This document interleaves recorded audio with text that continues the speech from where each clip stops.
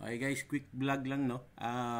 Bali, titrace natin yung paparating na bagyo no. So, ano ba yung website na hahanapin natin is windy.com no. Ayan. Okay.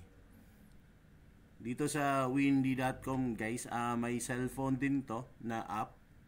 At pwede din i-open sa browser. Tapos ito yung makikita natin no. Yan. So sa naka-indicate dito si Cebu City. Yan, ito yung bagyo, papalapit na. So paano natin malalaman kung kailan darating yung bagyo?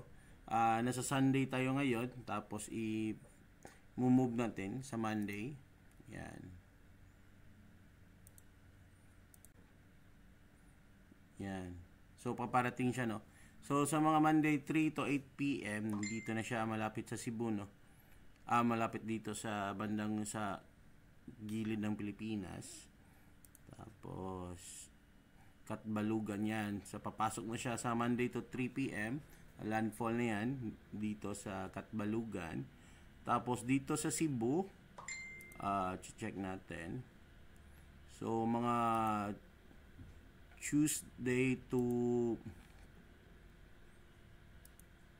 yan. Okay, dyan, nandito no, 4 to 6 AM no. So madaling araw dito sa Cebu sa atin no. So dito bali sa north side siya na magla-landfall no. Yan, ito yung mata ng bagyo. Yan. So bali mga makakalabas na siya mga umaga na no sa Cebu.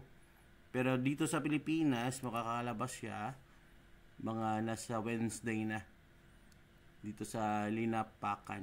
Yan. I-move nyo lang to guys no. Yan. Diyan. Wednesday umaga no. Yan. Ganun lang kadali guys. Matitrace natin yung bagyo. Okay. Kung may mga katanungan kayo, comment nyo lang. Sige. Paki-subscribe na lang din. Thank you so much guys.